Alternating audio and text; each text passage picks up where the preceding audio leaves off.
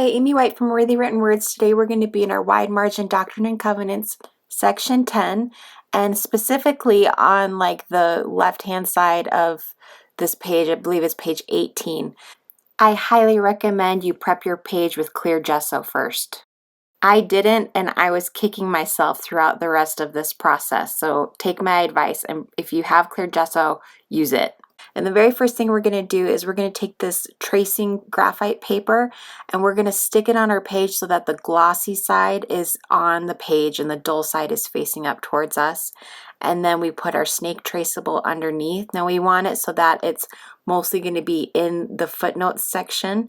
If you put it higher up, then the head might be more into the words, so we want to try and keep as much of it out of the words as possible.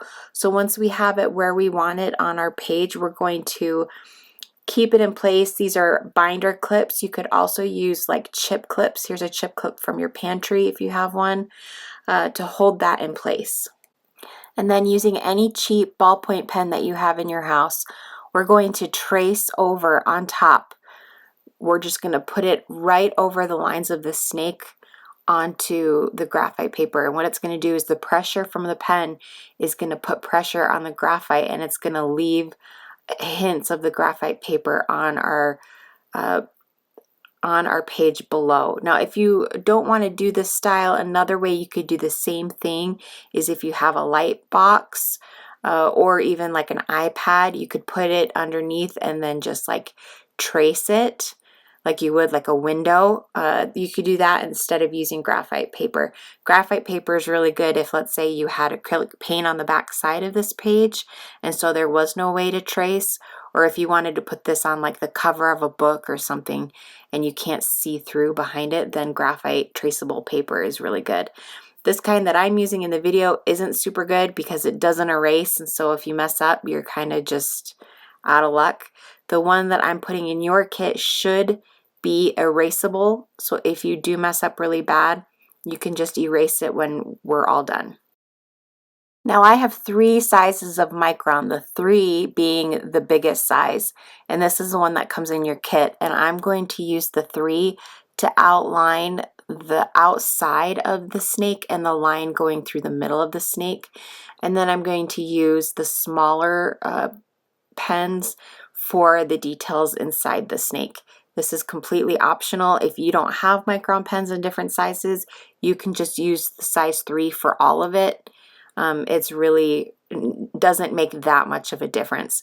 But by doing the smaller tip pens, it makes the lines on the snake just a little bit less in your face and just a little more subtle. That's one thing that I do like about Micron pens, is that they have the different size nibs. So I'm going over the outside, and you'll notice that I didn't trace the lines on the snake. I'm waiting until after, and then I'll put the traceable back on and put the lines on. It just seemed like a lot when I was first starting, and I didn't want to get confused or overwhelmed. You could do it all at once if you want to as well. So I'm going over these lines with the Micron pen, and let me show you what I do when I get to the part where it's over the words. I don't want to go completely over all the words and block them so you can't read them, so I'll show you a little trick. It might be kind of hard to see me doing this but with my hand in the way, but what I end up doing is I will put the lines, instead of covering the words themselves, I will put them outside of the words only in the white spaces, and then I leave where the words are alone. And what will happen is your eyes will connect the missing dots for you, but then it makes it so that when you go to read it, you can still read the words and they're not drawn over with the pen. So now I'm using the smaller size 01, to color in these inner patches. And a lot of these are even going to be covered up, so it won't even matter, but I'm still going to go through and trace them all. And then I'm going to go and trace the lines back on there with the traceable, and then I will draw the lines on using the 005 Micron pen. You can also use an eraser in between your tracing to get rid of any of the graphite paper that's sticking out, and I'm using a gum eraser is what it's called. You can get these at the craft store if you don't already have one. It's basically just a more crafting style, calligraphy or whatever type of eraser, and not the bottom of a pencil. When I realized that the graphite paper wasn't erasing, I tried using the bottom of a pencil because I really wanted to get rid of it. But usually using the back of a pencil eraser isn't a very good idea because it can leave red marks on your page. So I try to avoid using pencil erasers whenever I can. So you get to see what it will look like when you can't erase it, and yours will be even better than mine because you can erase it.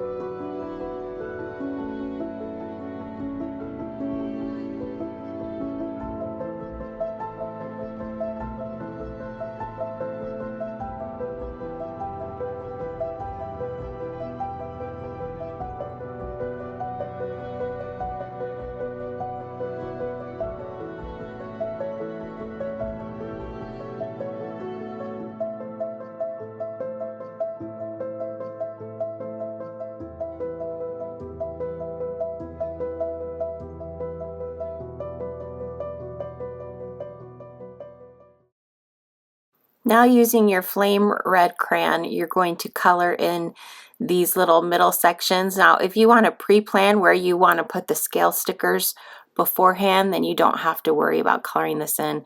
I didn't even know I was going to do those when I made this part. And you're going to notice that your colors are going to look different than my colors. I wanted to use the colors that I got for everybody, but I couldn't get them in my hands soon enough to come up with the example image.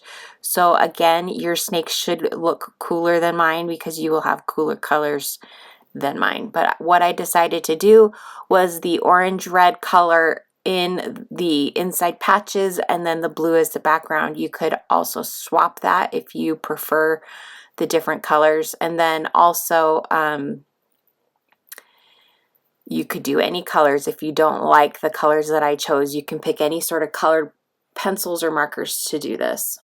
So the color that I started with was too light. It was too much of a yellow, so I added a darker color on top of it.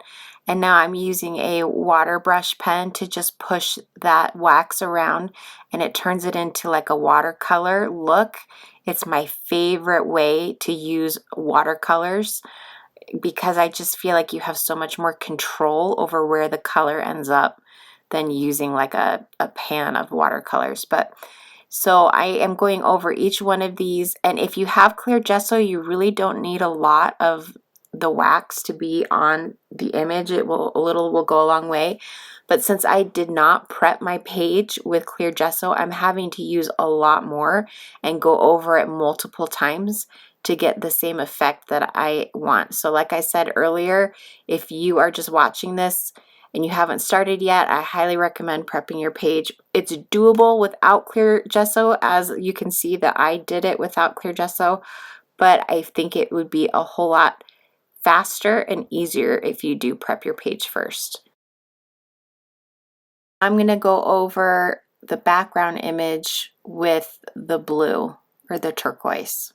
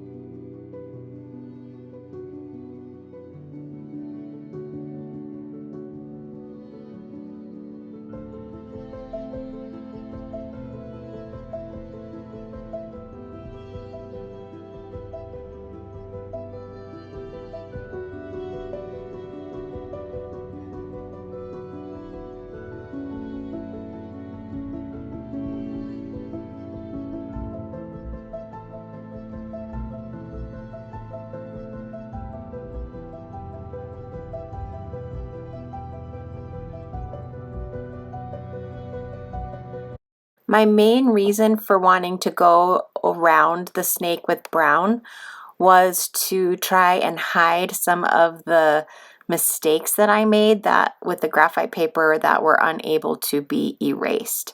You may not even need to do this step. And if you don't have a brown water-soluble crayon like I'm using, any sort of crayon would work, or colored pencil or a watercolor, any of those would work as a replacement.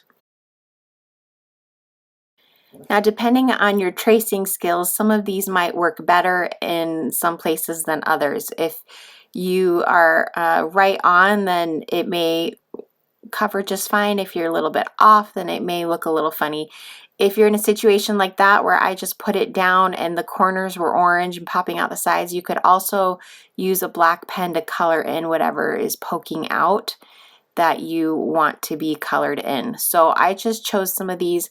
In fact, there are some of them that I even cut to fit other sections that I didn't put in this sticker. Usually it's like a puzzle, so you find the one that looks like the little splotch that you're covering up and it should fit. But then in other areas, I just cut some of the scales and stuck it in an area that I wanted it to go that wasn't originally on the sticker sheet. So use your creativity with this if you want to use these at all. And I think it adds a lot to add black onto the snake's skin. So, and I like that it has the scales on it.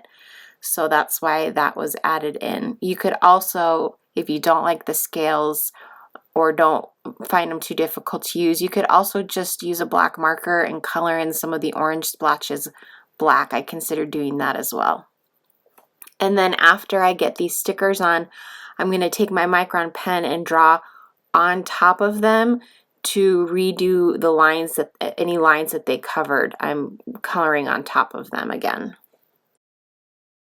Using the Micron pen, I'm going to go in and just color in a little snake eye by doing a little, almost like a cat eye in the middle. And then I'm going to color in the corners so it looks like there's a circle, like an eyeball. So that's all I do with that. Then I'm going to use a red jelly roll pen and color in the actual eyeball red. So it could be any sort of red marker, red crayon, colored pencil that you have to do that part.